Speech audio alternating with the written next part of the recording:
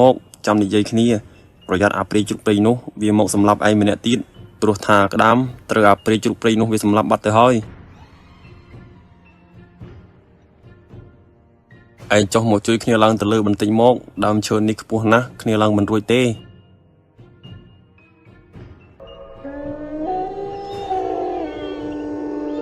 ពេលនោះដោយសារតែពុំម៉ាប់ខឹងនឹងព្រៃជ្រុកព្រៃនោះខ្លាំងពេក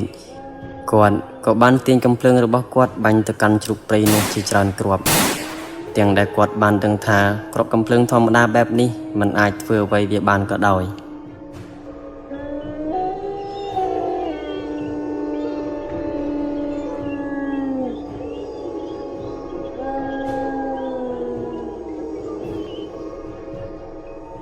ពេលនោះព្រៃជ្រុកព្រៃក៏បានឈរស្រែកទាំងកំហឹងទៅកាន់ពុំម៉ាប់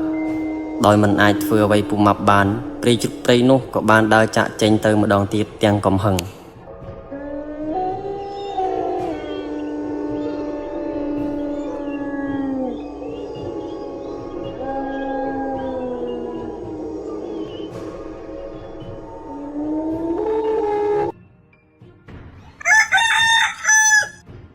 លុះដល់ព្រឹកឡើងប្រពន្ធពូក្តាមក៏បានអង្គុយចាំប្តីរបស់គាត់នៅខាងមុខផ្ទះ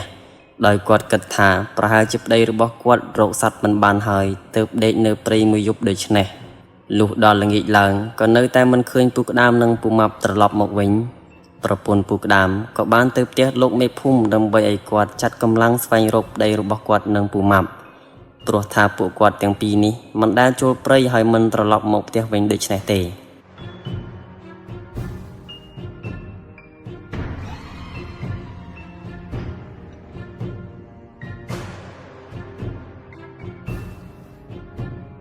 ពេលដែលលោកមេភូមិបានសួរនាំទៅកាន់ប្រពន្ធពូក្តាមរួចរាល់ហើយនោះលោកមេភូមិក៏បាននាំមនុស្សប្រុសពេញកម្លាំង2នាក់រួមទាំងគាត់ម្នាក់ផងដែរ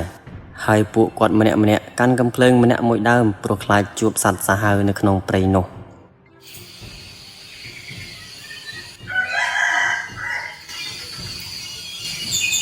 ធ្វើដំណើរមិនយូរប៉ុន្មានពួកគាត់ទាំង3ក៏បានធ្វើដំណើរទៅដល់ក្នុងព្រៃជ្រៅ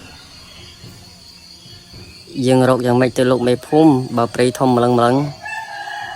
មែនហើយយើងមិនដឹងថាគេទាំងពីរនៅកន្លែងណាទេ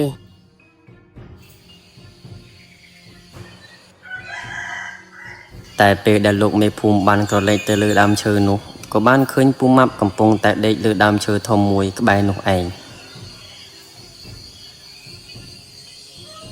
មិនបាច់ទៅរកឯណាទៀតទេពួកឯងមើលទៅលើដើមឈើនោះ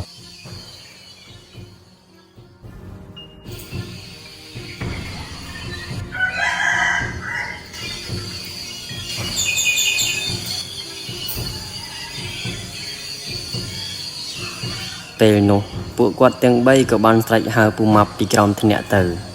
ពេលដែលពូម៉ាប់បានភ្ញាក់ឡើងគាត់ក៏ឃើញច្បាស់ថានេះប្រកាសជាលោកមេភូមិមែននោះគាត់សប្បាយចិត្តណាស់ព្រោះគាត់គិតថាអាចត្រឡប់ទៅផ្ទះវិញបានហើយប៉ុន្តែពេលដែលពូម៉ាប់សម្លឹងទៅក្រោយពួកគាត់ទាំង3នោះក៏បានស្រែកថាប្រយ័ត្នផងអ្នកទាំង3វានៅពីក្រោយប្រយ័ត្នផងវាមិនមែនជាជ្រូកធម្មតាទេវាគឺជាព្រៃជ្រូកព្រៃពេលដែលលោកមេភូមិបានឮដូច្នេះគាត់ក៏បានសូត្រគាថាដែលគាត់បានចេះចាំនោះដាក់ទៅកាន់កំភ្លើង